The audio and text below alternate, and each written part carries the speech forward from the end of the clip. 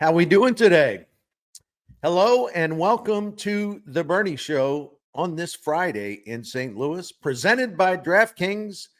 The crown is yours. Just a reminder, I need to promote my business. Here at STL Sports Central, I do 5 videos a week, write 5 columns a week. You can also catch me at the Randy Carricker Show every Friday morning at 10:30 or so. I'm a regular on KMOX, regular on the Cardinal Territory video podcast with Katie Wu, and I do a weekly Seeing Red podcast with my friend Will Leach.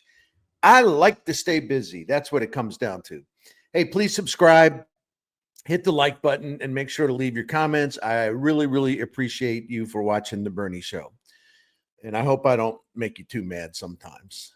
I get a little sassy, right? All right, today's topic. The Cardinals let an opportunity slip away. And yeah, they really did. If you would have told me, okay, the Cubs are coming to town and the Cardinals will split the 4 games, I'd say, well, that's kind of what I expect. No big deal, And that's really how I felt. But I think I mentioned this the other day. These 4-game series are tricky, and not all series splits are created equally. Let me explain.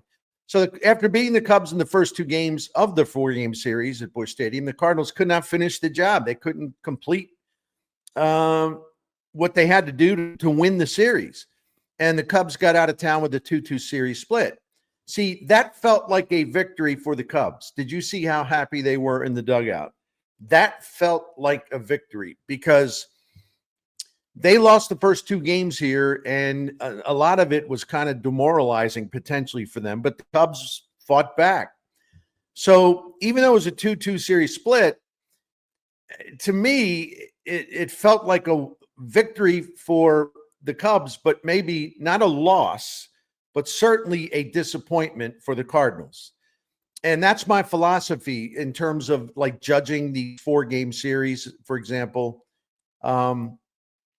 It ain't easy to win all 4 games, and it really isn't easy to win 3 or 4 games. A 2-2 split is fairly normal, but not always. For example, if your team loses the first 2 games, but punches back and salvages the series by winning final 2 games of the series, well, a 2-2 split's a good thing. It's a positive outcome because it could have been much worse. But if you did what the Cardinals did the last couple nights, or previous couple days, I should say, win the first 2 games, then go completely flat and lose 2 straight to the Cubs, then a 2-2 split is disappointing. It's not something when you say, hey, we did a good job. It's just the way these 4-game series unfold, right? Because you can interpret a 2-2 split in a lot of different ways. And in this way, the Cardinals squandered a chance to really make it a special series, right? The Cardinals and their fans were hepped up and happy after the first 2 wins, and the home team had all the momentum on their side. But the Cubs sent a message. I think they really did, because they are the power in the division, and they've been wobbly lately. But they sent a message in winning the final 2 games by a combined 11-0 score. So when the Cubs were down 0-2, they responded by getting up and punching the Cardinals in the mouth. It was a boss player response by the Cubs. It was a big dog response by the Cubs. And I think there's a little reminder that the Cubs are absolutely the best team in this division. And they can only blame themselves if they slip and slide a little bit. And they've got to get their pitching in order. Having Shota Imanaga back makes them a much stronger rotation. He was great against the Cardinals on Thursday. Anyway, the disappointment was made even more unsatisfying because of the way the Cardinals failed to muster any offense in the 2 consecutive losses. It was pretty embarrassing. In the final 2 games, the Cardinals couldn't score even one dinky, lousy run in 18 innings. The St. Louis hitters in the final 2 games in those losses were 7 for 62. That was a 113 batting average. And 5 of the 7 hits were singles. The Cardinals drew only 3 walks. They had only 9 total bases in the 2 defeats. Yeah, Cubs starters Matthew Boyd and Shota Imanaga smothered the Cardinals in back-to-back games. And, it just, you wanted to see them be more competitive, talking about the Redbirds. But the Redbirds took 11 innings of at-bats against those two lefty starters, and they managed just 4 hits and a walk, and of course, didn't score a run. Now, Boyd and Imanaga are good starters. Don't get me wrong, much respect. But for cripe's sake, the Cardinals made these dudes look like they're headed to Cooperstown. They just weren't even competitive against them. And I could even see, I'm a pretty reasonable fellow. I could see, having one game of those final two where, you just get shut down, but you can't. It's just really kind of discouraging to see them just completely owned 2 days in a row by lefty Cubs starting pitchers. So with 2 chances to win the series by pocketing one of the final 2 games, the Cardinals offense faded into nothing. The St. Louis hitters in those 2 losses, they hit a pathetic 105 against Boyd and Imanaga. That's absolutely ridiculous. And the Cardinals were just as helpless against the Chicago bullpen over the last 2 games. See, that's the thing. They still had their chance to get to that bullpen in Chicago, that bullpen the Cubs brought into town, and a bullpen that had gotten beat up a little bit coming into the series. But even when they got Boyd and Imanaga out of the game, both games were winnable. I would say the second game was winnable. Pardon me. The second loss was winnable. But they can only get when the Cubs went with their relievers in those 2 games, the Cardinals got 3 hits. 3 hits in 7 shutout innings from the Cubs bullpen. In fact, over the 4 games, the Cubs relievers pitched 14 innings and didn't give up a run. So there was the Cardinals were a little off form on Wednesday and Thursday. The Cubs cooled off a bunch of Cardinal hitters in the final 2 games. Alec Burleson and Brendan Donovan were a combined 1 for 16, and then also in the final 2 games, Contreras, Nolan Arenado, Nolan Gorman were a combined 1 for 17. I mean, nothing was happening, right? So when the Cubs came to St. Louis, they led the Cardinals by 4.5 games. Cardinals said, hey, this is an opportunity. We can stand up against these guys. We can cut into this lead. Well, they did for 2 days, and the Cubs suddenly were only leading the Cardinals by 2.5 games. But despite getting shelled for 16 runs in the 2 series opening losses, the Cubs rallied and left town with the same 4.5 game advantage. Once again, that feels like a victory for the Cubs, right? Because it could have been, they could have left town up, by less than 4.5 games. And had the Cardinals won this series, it would have provided some insurance for them for that upcoming series at Wrigley. And this is what I mean. Let's say the Cardinals had won 3 out of 4 from the Cubs this week, right? They could go to Wrigley, and I'm not saying they will lose 2 out of 3, but let's just say they go to Wrigley and they lose 2 out of 3 next weekend. That's hardly like a stretch of the imagination to think that could happen. But by winning 3 of 4 in St. Louis and then losing 2 of 3 in Chicago next weekend, the Cardinals would still come out of this with a 4-3 record in the 2 series against the Cubs. Now, the Cardinals can still do that if they have a good series, a winning series at Wrigley. So we'll see what happens. There's other stuff the Cardinals got to handle before that, though. Listen, catching the Cubs will be a long shot for the Cardinals, and the Redbirds can't afford to let a head-to-head series get away from them after bombing 7 home runs and winning the first 2 games. Friday morning, according to the Fangraphs playoff odds report, the Cardinals' shot at winning the NL Central was down to 10%. And also in losing the 2 games, the Cardinals will slip to a game and a half behind the second-place Brewers in the NL Central. When I return for my second segment, I want to jump into a new topic. It's also related to what we saw the last couple days in the Cubs-Cardinals series.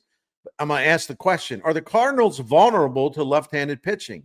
Well, it sure seems that way, and I'll have some details in a minute. But first, my daily message to you about DraftKings and their daily Pick 6 game. DraftKings covers a wide variety of sports, You can jump on any sports that you want in terms of playing this fantasy game at DraftKings, the Pick Six. But if you think you know baseball, and we're in the middle of the baseball season, it's time to put that brain to work and win some big cash prizes through the daily Pick Six contest. It's really the way it plays out is really simple. You focus on player stats in DraftKings Pick Six, and you choose anywhere from 2 to 6 players. They can be on any team in the majors, and they can be a pitcher or hitter or combination of the two categories.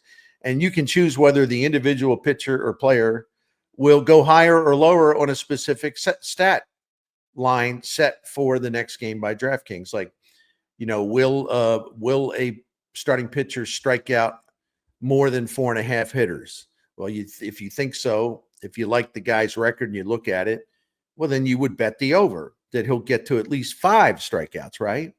Or if you don't think you will, then you would bet the under, or you would play the under in this fantasy game. And then, of course, if he doesn't get to 5 strikeouts, then you would win if you played the under amount, the lower amount. Yes, Pick Six is that simple, and it's a lot of fun. I have enjoyed it. So here's an invitation to you to get in the game and take your best shot at winning some money, right? Pick Six is available in most states, including Missouri, California, Texas, Georgia, and more. You'll enjoy tracking your selected players while the games are in progress. It's kind of double your pleasure. You're watching 2 games at once, even though you're watching the Cardinals and who they're playing. You're also watching your own players and checking the box scores to see how they're doing, right? Best part is when you win with your players, right? And it's easy to get going. Just download the DraftKings app, which is excellent, so easy to navigate, so user-friendly. Just open an account, then you choose a sport, then you pick your players, and you go for it. New players at DraftKings get $50 in Pick Six credits instantly with just a $5 entry. So download DraftKings Pick Six app now. Get in the game. Use the code STL Sports. That's code STL Sports for new customers to play $5. Get $50 in Pick Six credits. Good deal. Better payouts, bigger wins, only with Pick Six from DraftKings. The crown is yours. Gambling problem? Call 1-800-GAMBLER. Help is available for problem gambling. Call 888-789-7777 or visit ccpg.org in Connecticut. Must be 18 and over. Age and eligibility restrictions vary by jurisdiction. Pick Six not available everywhere, including New York and Ontario. Void where prohibited. 1 per new customer. Bonus awarded as non-withdrawable Pick Six credits that expire in 14 days. Limited time offer. See terms at picksix.draftkings.com/promos. Well, welcome back to my second segment of this Friday Bernie show. In squandering a chance to win the series against the Cubs, the Cardinals were buried by those 2 left-handed starters on consecutive days. Boyd and Imanaga stepped up big time for the Cubs and made the St. Louis offense look feeble. Now, this was not an isolated thing. There is a trend that has been forming as the season, from the start of the season up until now.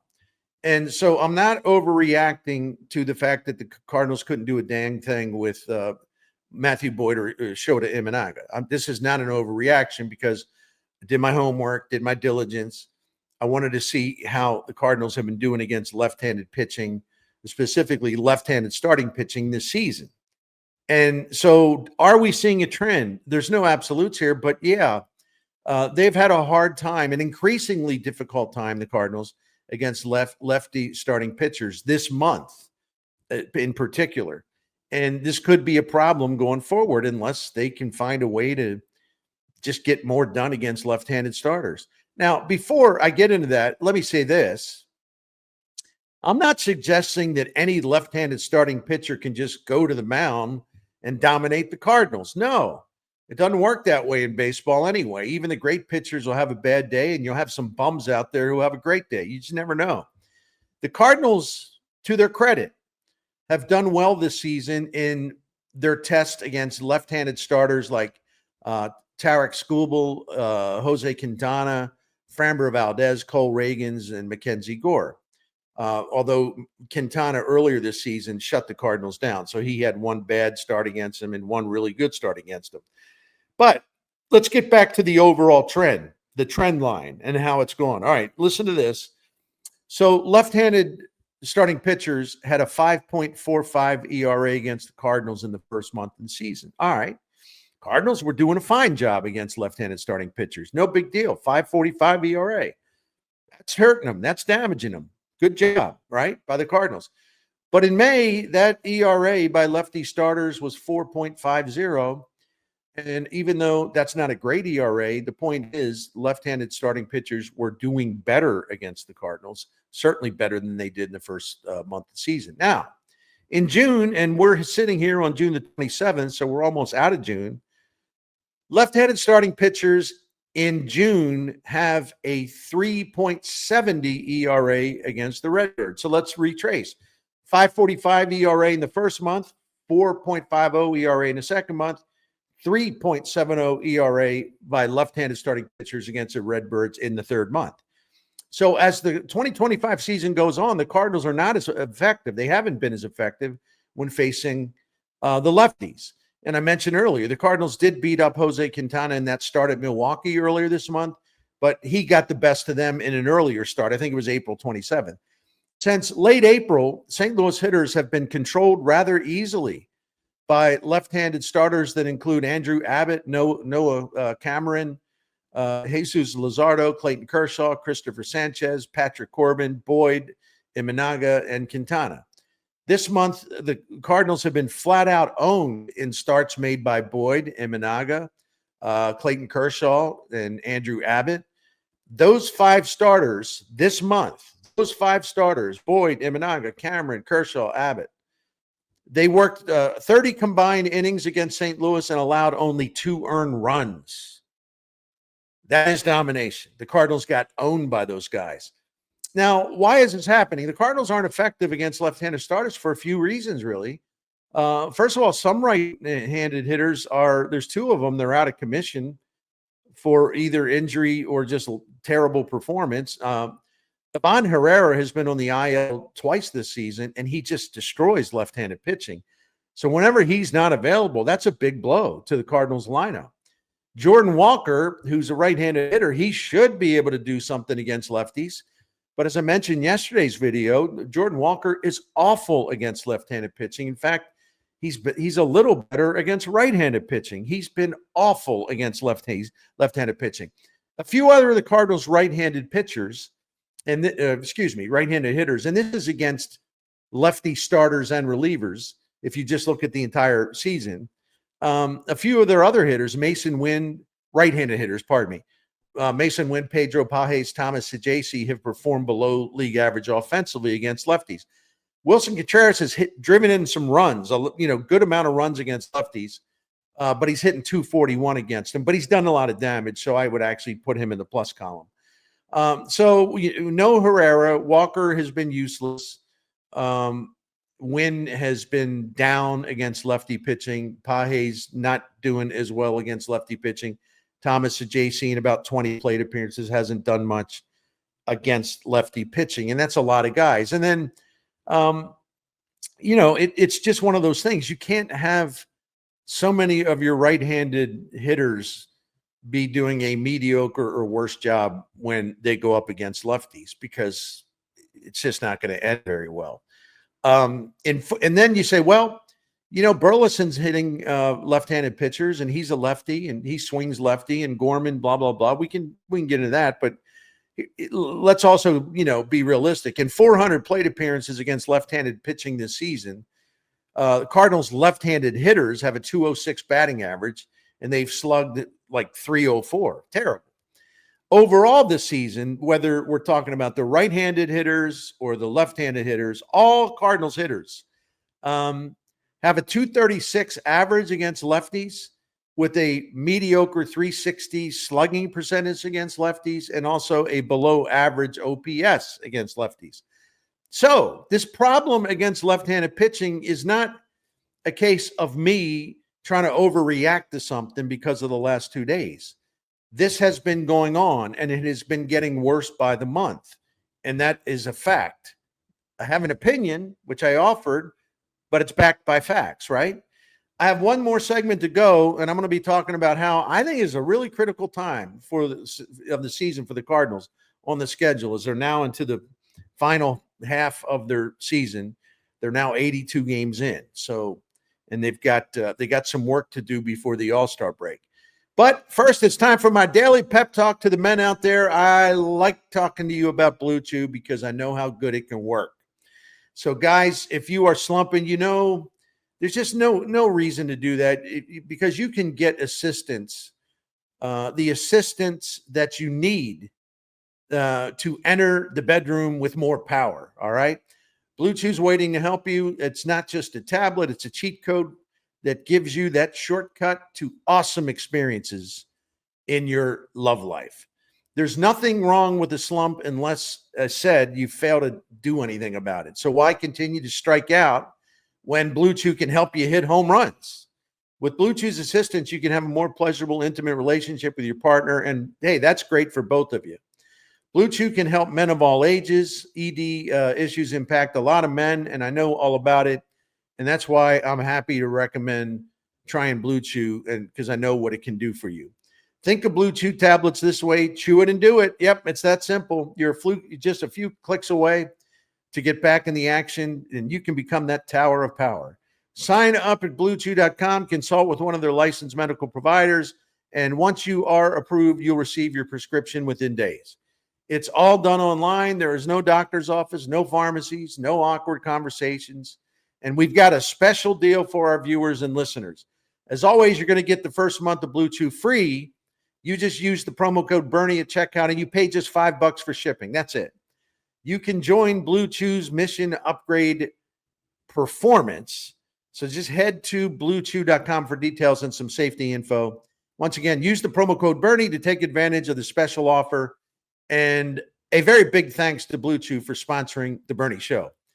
All right, we'll go to the third segment here, and I'll keep it short as we continue on the Bernie Show. After disappointing ending to the Cubs series, the Cardinals need to shake it off now. After leaving a win or two in the table on their 4-3 homestand against the Reds and Cubs, the Cards head out on a 9-game road trip, 3 at Cleveland this weekend, then 3 at Pittsburgh early next week, and then 3 at Wrigley for a rematch with the Cubs starting July the 4th. The Guardians have won 5 of their last 8. They're a tough team. They got a winning record. They're always respectable. But the Cardinals can certainly win that series. Listen, the Pirates are the Pirates. I'm not trying to paint a pretty picture of them. But just a reminder, the Cardinals did go into Pittsburgh early in the season and lost a series there. And the Cubs, once the Cardinals get out of Pittsburgh and they head to Wrigley Field, the Cubs would love to build on what they did the last couple days here in St. Louis. They would love to slap the Cardinals around when the Redbirds show up at Wrigley Field on July the 4th. So after that, the Cardinals will have 6 home games before the All-Star break. They'll host Washington for 3 and Atlanta for 3. So the Cardinals have been awfully streaky this season. I've told you, I love this team. I still do. And even though when the Cardinals are streaky, as in bad streak, they've done a really terrific job of rallying after bad stretches of baseball. And the thing of it is, it's one thing we really appreciate about them. They get, when they get shoved around and it's looking bad, they always find their way back, right? And they often do it quickly. But it doesn't mean you can count on that all the time. So I would prefer that they avoid some of these bad spells that they've been under, where they, lost 6 in a row, and at one point they were 5. They had lost 11 out of 16. I would prefer if they would limit those bad times, right? Because they cannot afford to fall back in the wild card race or even the division race before the All-Star break. So these final 15 games before the All-Star break, the Cardinals can improve their position or they can damage their position going into the break. And it would be in their best interest, I would say, to find a way, if possible, to do better against left-handed pitching, because that has been a problem for your St. Louis Cardinals. Hey, listen, thank you for watching. I hope you have a great weekend. Please subscribe and leave your comments. And we appreciate DraftKings for presenting the Bernie Show here on STL Sports Central. Thank you.